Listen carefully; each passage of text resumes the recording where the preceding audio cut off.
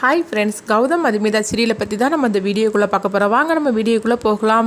ரேணுகா அங்கேருந்து ஓடி வராங்க. உடனே பார்த்தோம்னா ஜீவாவும் உங்கள் அப்பாவும் கேட்குறாங்க, என்ன பண்ணி வச்சு அப்படின்னு சொல்லி கேட்கும்போது, இல்லைங்க நான் ஒரு தப்பு பண்ணிட்டேன் அப்படிங்கிறாங்க. என்ன தப்பு பண்ணுன்னு அப்படிங்கும்போது உடனே அவங்க ஃப்ளாஷ்பேக்காக கதையை சொல்கிறாங்க. மதுமிதாட்ட நீ சீக்கிரமாக குழந்தை பெற்றுக்கணும் அப்படின்னு சொல்லிட்டு இருக்குத இதை கௌதம் கேட்டுக்கிட்டு வராங்க.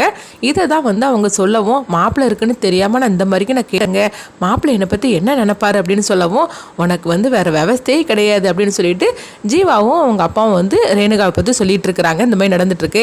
அடுத்து பார்த்தோம்னா அவங்க மாயா வராங்க. மாயா சரவணனுக்கு ஃபோன் பண்ணிட்டு ஹாஸ்பிட்டலுக்கு கிளம்புறாங்க.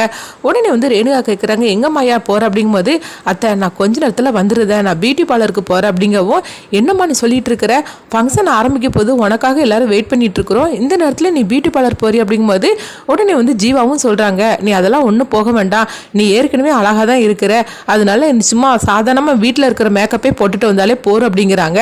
ஆனால் மாயா சொல்றாங்க, இல்லைங்க நான் அப்பாயின்மெண்ட்லாம் வாங்கி வச்சாச்சு, சொல்ல போனாக்கி அந்த பியூட்டி பார்லரில் சீக்கிரமாக அப்பாயின்மெண்ட்டே கொடுக்க மாட்டாங்க, அதனால எனக்காக அவங்க கொடுத்துருக்குறாங்க, அதனால சீக்கிரமாகவே நான் வந்துடுவேன் அப்படின்னு சொல்லிட்டு இருக்கவும், ரேணுகா எவ்வளவோ எடுத்து சொல்கிறாங்க. ஆனாலும் அவங்க கேட்குற மாதிரிக்கு இல்லை, நான் வந்துடுது அப்படின்னு சொல்லிக்கிட்டு மாயா அங்கேருந்து கிளம்பி போகிறதுக்கு இருக்காங்க. அப்போ சவுந்தலா வந்துருந்தாங்க. அப்போ ரேணுகா எல்லாருமே கூப்பிட்டுட்டு வந்துருந்தாங்க. உடனே கௌதம் சொல்கிறாங்க, என்ன மாயா எதுக்காக இந்த நேரத்தில் நீ கிளம்புற, உனக்கு அலங்காரம் தானே பண்ணிக்கிடணும், கொஞ்சம் வெயிட் பண்ணு, எல்லாரையும் நான் வீட்டுக்கே வரவழைச்சிருந்தேன் அப்படின்னு சொல்லவும், அதெல்லாம் ஒன்றும் வேண்டானா, அந்த பியூட்டி பார்லரில் போய் மேக்கப் பண்ணாதான் ரொம்ப அழகாக இருக்கும், ஒரு அரை மணி நேரம் டைம் கொடுங்க நான் வந்துடுது அப்படிங்கவும். அப்போ சவுந்தலாவும் சொல்கிறாங்க, அரை மணி நேரம் தானே அவள் கேட்குறா, அவள் அதுக்குள்ளேயும் வந்துடுவா, நீ கிளம்பு அப்படிங்கவும் எல்லாரும் சொல்லியும் கேட்காம மாயா பாட்டுக்கு கிளம்பி போயிருந்தாங்க.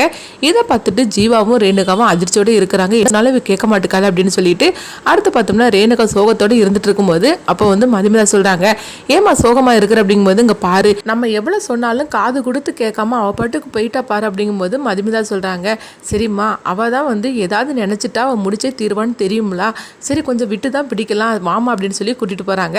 அடுத்து பார்த்தோம்னா நீ என்ன பண்ண போகிற அப்படின்னு பாட்டி கௌதம பற்றி கேட்குறாங்க.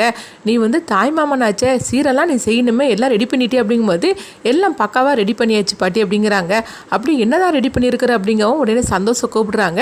சந்தோஷ் பார்த்தோம்னா கையில் ஒரு பேக்கோட வராங்க. என்ன வாங்கி வச்சிருக்கிற அப்படின்னு எல்லாரும் அவளோட பார்த்துட்டு இருக்கும்போது அவங்க வெள்ளியில் தட்டும் ஒரு கிண்ணமும் வாங்கி வச்சிருக்கிறாங்க. என்ன கௌதம் இவ்வளோ பெரிய தட்டு வாங்கி வச்சிருக்கிற, இது நீ சாப்பிட்றதுக்கா குழந்தை சாப்பிட்றதுக்கா அப்படின்னு எல்லாரும் கிண்டல் பண்ணவும், உடனே கௌதம் சந்தோஷக்கிட்ட கேட்குறாங்க, என்னடா என் மானத்தையே வாங்குற, இவ்வளோ பெரிய தட்டு எதுக்கிட்டா வாங்கிட்டு வந்த, குழந்தைக்கு சின்னதாக வாங்கிட்டு வர வேண்டியது அப்படிங்கவும், ஆமாம் நீ தானே உன் மருமகனுக்கோ பெருசாக செய்யணும்னு சொன்னேன், அதனால தான் நான் இவ்வளோ பெரிய தட்டை வாங்கிட்டு வந்துட்டேன், அதனால என்ன குழந்தைக்கு இந்த கிண்ணத்தில் சாப்பாடு கொடுக்கலாம், இந்த தட்டில் நீ சாப்பாடு போட்டு சாப்பிடு அப்படின்னு சொல்லவும் எல்லாருமே சிரிச்சுக்கிட்டு இருக்கிறாங்க. அப்போ மாயாவை ஒன்றும் காணலே அப்படின்னு சொல்லிக்கிட்டு ரேணுகா மட்டும் தவிச்சிட்டு இருக்கிறாங்க. இந்த மாதிரி நடந்துட்டு இருக்கு. அடுத்து பார்த்தோம்னா மாயா ஹாஸ்பிட்டலுக்கு வந்துருந்தாங்க. அங்கே சரவணன் இவங்களுக்காக காத்துட்டு இருக்கவும், என்ன சரவணா எனக்கு என்னமோ பயமாக இருக்குது, இது சரிப்பட்டு வருமா, எங்கள் குடும்பத்தில் எனக்கு குழந்தை பிறக்க போகுதுன்னு சொல்லிட்டு எல்லாரும் சந்தோஷத்தோடு இருந்துட்டு இருக்கிறாங்க, நான் ஒருவேளை தப்பு பண்ணுறோன்னு தோணுது அப்படிங்கவும், அப்போ சரவணன் சொல்கிறாங்க, அதெல்லாம் ஒரு பிரச்சனையும் கிடையாது, உனக்கு என்ன வயசாகி போச்சுது, நீ நினச்சனா எத்தனை குழந்தைனாலும் பெற்றுக்கலாம், அதனால ஒன்றும் பிரச்சனை கிடையாது, ஆனால் இப்போ நீ நினச்சதை சாதிக்கணும்னா அந்த குழந்தை உனக்கு இடையூறாக இருக்கும், அதனால அந்த குழந்தைய அபாசனம் பண்ணிடலான்னு அதுக்குள்ளே எல்லாம் ரெடி பண்ணிட்டேன் அப்படிங்கவும், உடனே பார்த்தோம்னா மாயா மனசே இல்லாமல் தான் இருந்துட்டு இருக்கிறாங்க. ஆனாலும் சரவணன் பேசுகிறத கேட்டுட்டு அவங்க மைண்டை மாற்றுற மாதிரி இருக்குது.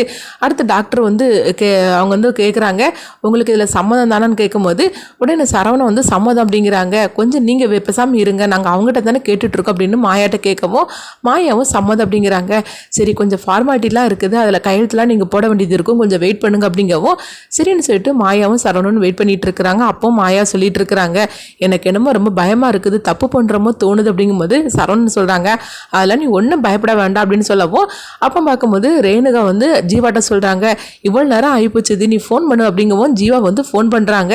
ஐயோ ஜீவா தான் ஃபோன் பண்ணுறாரு, இப்போ என்ன பண்ணுறதுக்கு அப்படிங்கும்போது, அவன் அப்படி தான் ஃபோன் பண்ணிகிட்டே இருப்பான், நீ பேசாமல் ஃபோனை சுவிட்ச் ஆஃப் பண்ணிடு அப்படிங்கிறாங்க. உடனே மாயாவும் ஃபோனை சுவிட்ச் ஆஃப் பண்ணிடுறாங்க. அப்போ ஜீவா ரெண்டாவது தடையும் பண்ணுறாங்க. ரெண்டாவது தடவை பண்ணும்போது ஃபோன் சுவிட்ச் ஆஃப்னு வந்துடுது. என்னாச்சு அப்படின்னு சொல்லிட்டு ரேணுகாவும் ஹஸ்பண்டு கேட்கும்போது ஃபோனு சுவிட்ச் ஆஃப் ஆகிடுச்சு அப்படிங்கிறாங்க. இது கட்டதுமே ரேணுகா அதிர்ச்சி அடைகிறாங்க. அப்போ எல்லாருமே வந்துருந்தாங்க. என்னாச்சு அப்படின்னு சொல்லும் போது, என்னன்னே தெரியல இவ்வளோ நேரம் ஆகி போச்சுன்னு சொல்லிட்டு ஃபோன் பண்ணுன்னா ஃபோன் சுவிட்ச் ஆஃப்னு வந்திருக்கு அப்படின்னு ரேணுகா சொல்லவும், இப்போ சவுந்தலா சொல்கிறாங்க, ஒருவேளை ஃபோனில் சார்ஜ் இல்லாமல் இருந்திருக்கலாம், அதனால கூட ஃபோன் சுவிட்ச் ஆஃப் ஆகிருக்கும், இதெல்லாம் ஒரு பெரிய விஷயமா என்ன, மாயாவுக்கு தான் மேக்கப்னா ரொம்ப பிடிக்கும்னு தெரியும்ல, அதனால தான் மேக்கப் பண்ணுது பண்ணுறதுக்காக போயிருக்கிறா. சரி போன இடத்துல கொஞ்சம் லேட்டாக தான் இருக்கும், இதெல்லாம் ஒரு பெரிய விஷயமே கிடையாது, ஆக வேண்டிய வேலையை பாருங்க அப்படின்னு சொல்லிட்டு சகுந்தலா சொல்லவும் உடனே வந்து எல்லாரும் போயிருந்தாங்க. அப்போ மதுமிதா வந்து கூல்ட்ரிங்க்ஸ் வந்து ஒரு கப்பில் ஊற்றிட்டு இருக்கிறாங்க. அவங்க ஞாபகம் எல்லாமே வந்து மதுமிதாவுக்கு என்னமோ நடக்குது அப்படின்னு சொல்லிட்டு அவங்களுக்கு தோணுது. அப்போ கூல்ட்ரிங்க்ஸ் எல்லாமே வந்து அவங்கள அறியாமையே அவங்க கீழே ஊற்றிட்டு இருக்கவும் இதை வந்து அபர்ணா பார்த்துருந்தாங்க. பார்த்ததுமே சந்தோஷக்கிட்ட சொல்கிறாங்க, அங்கே பாரு மதுமிதா என்ன பண்ணுறா பாரு அப்படிங்கவும் உடனே அவங்க 2 பேரும் கிட்ட வராங்க. என்ன மதுமிதா என்ன ஆச்சுது, ஏன் என்ன ஞாபகத்தில் இருக்கு அப்படிங்கும்போது இல்லை ஒன்றும் இல்லை அப்படிங்கிறாங்க. இல்லை நீ ஏதோ ஞாபகத்திலே இருக்கிற, என்னாச்சு அப்படிங்கவும் எல்லாம் மாயாவை பற்றி தான் நினச்சிட்டு இருக்கிறேன், மாயா போய் இவ்வளோ நேரம் ஆகுது என்னாச்சுன்னே தெரியல அப்படிங்கும்போது அந்த பியூட்டி பார்லரோட ஃபோன் நம்பர் என்கிட்ட தான் இருக்குது, நான் ஃபோன் பண்ணி பார்க்குறேன் அப்படின்னு சொல்லிட்டு அபர்ணா வந்து ஃபோன் பண்ணுறாங்க. ஆனால் ஃபோன் எடுக்கவே இல்லை, ரிங் ஆகிட்டே இருக்குது அப்படிங்கிறாங்க. அப்போ உடனே வந்து மதுமிதா வந்து சந்தோஷக்கிட்ட சொல்கிறாங்க, சரி பக்கத்தில் தானே இருக்குது நீ போய் பார்த்துட்டு வாங்கல அப்படிங்கும்போது உடனே சந்தோஷம் சரி அப்படிங்கிறாங்க. இப்போ கௌதம் வராங்க, என்னாச்சு அப்படிங்கவும் இல்லை நான் பியூட்டி பார்லரில் போய் பார்த்துட்டு வர போகிறேன் மாயாவை அப்படிங்கிறாங்க. கௌதம் தடுக்கிறாங்க, இல்லைடா நான் போய் பார்த்துட்டு வரேன் அப்படின்னு சொல்லிட்டு சந்தோஷ் கிளம்புறாங்க. இங்கே பார்த்தோம்னா வந்து மாயாவை தான் காட்டுறாங்க. அப்போ மாயாவுக்கு வந்து ஃபார்மாலிட்டிக்காக அவங்க எல்லாத்துலேயும் வந்து பேப்பர்ல எல்லாம் கையெழுத்து வாங்குதாங்க.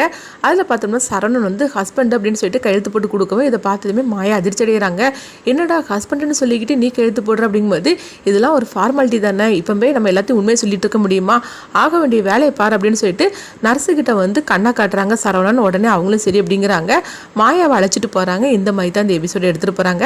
அடுத்து என்ன நடக்குதுன்னு நம்மளும் வெயிட் பண்ணி பார்க்கலாம். மாயா வந்து அபார்ஷன் பண்ணிட்டு வந்தாக்கி கண்டிப்பாக வந்து வீட்டில் ஒரு பிரச்சனையே வரும். ஆனால் சரவணன் சொல்கிறாங்க இது ஒரு விபத்து, அதனால் அப்படி நடந்து போச்சு அப்படின்னு சொல்லிட்டு வீட்டில் உள்ளவங்கள சமாதானப்படுத்திக்கிடலாம் அப்படிங்கிறாங்க. இதை கேட்டுட்டு மாயாவும் சரி அப்படிங்கிறாங்க. எல்லாத்தையும் வந்து உண்மை இல்லை அப்படின்னு சொல்லிட்டு மதுமிதா வந்து கண்டுபிடிப்பாங்க. அடுத்ததான் என்ன நடக்கும்னு சொல்லி நம்மளும் வெயிட் பண்ணி பார்க்கலாம்.